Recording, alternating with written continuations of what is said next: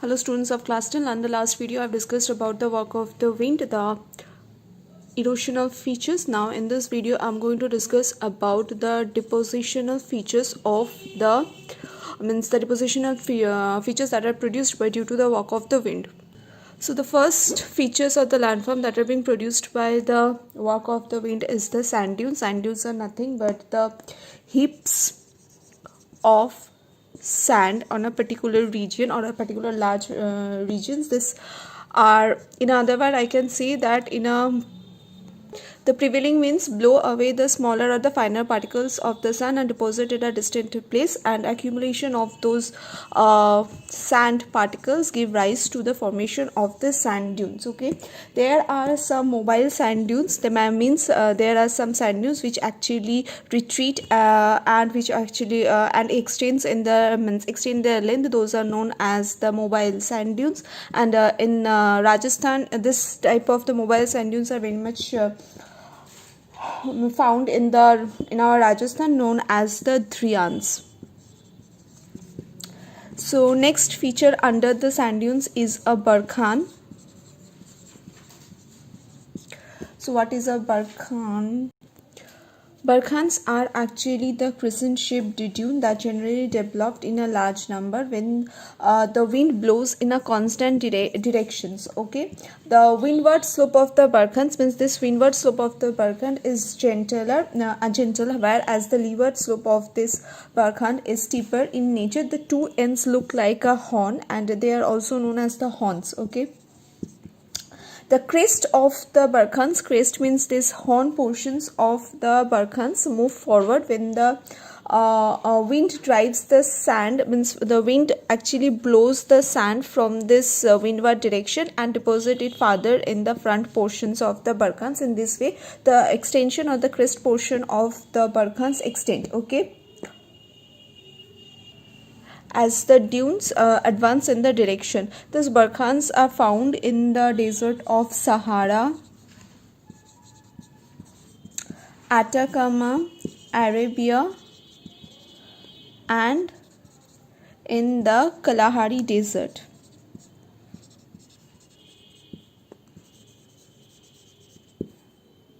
The next type of the sand dunes is a shift dune. So what are these shift dunes? These are actually longitudinal dunes which are long and narrow ridges lying parallel to the directions of the prevailing wind. This shift dunes rise and falls in alternate ridge and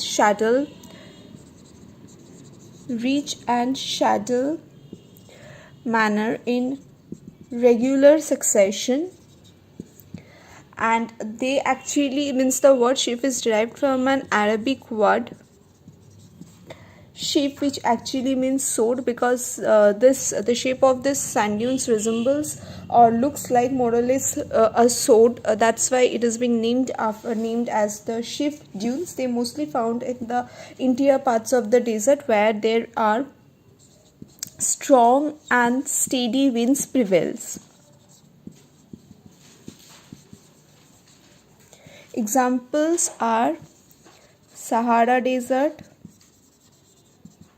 Iran, Saudi Arabia,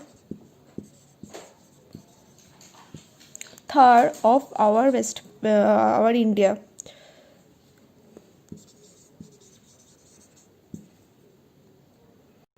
Loess is a type of the sand dunes that is found in a distant areas surrounding the desert. The wind actually carries the fine particles of these sands from the desert region and deposit there at a farther distance. So specifically, sometimes these types of sand dunes are being deposited by the sides of the river or in the river valleys, and they form a plain we called as the Loess plain. Example of this Loess plain is in the Wangho Valley.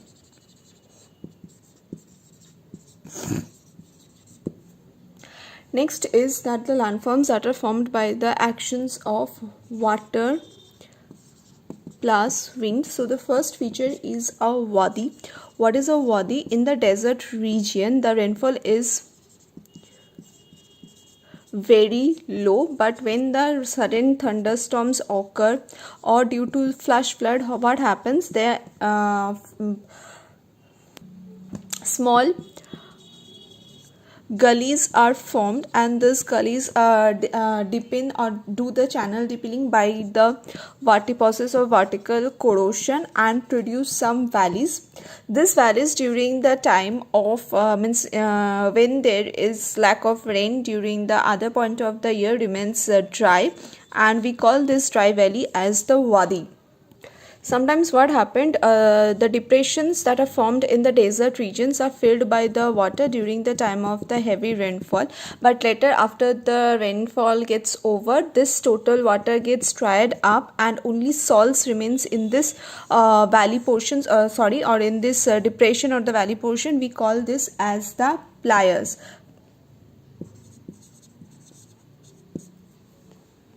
So these depressions are of two types, or two features are present within these depressions. One is a bajada. So what is this bajada? This is a formed feature formed by the alluvium brought by the intermittent streams that are formed during this point of time. And next is a pediment. What is this pediment? It is an erosional features that is specifically found at the foothill portions of the mountainous region surrounding the depressions. Okay. The next is the causes of desertification. There are various causes for the desertification. First is due to the removal of this vegetation in the desert region. What happens? Actually the roots of this vegetation binds the soil. When due to this removal of this vegetations, what happens? The bind become loosened up, and this soil or the sand gets easily carried away by the wind and results in the desertification. Next is that due to the overpopulation, what happens? The exploitations of the marginal land is taking place, and for the farming regions, and as a result of that, what happens? It is causing this desertification. So there are some measures also how to control the desertification. First is by stopping this deforestation. Next, by to grow seedlings and transfer those seedlings to these areas of these deforested regions. And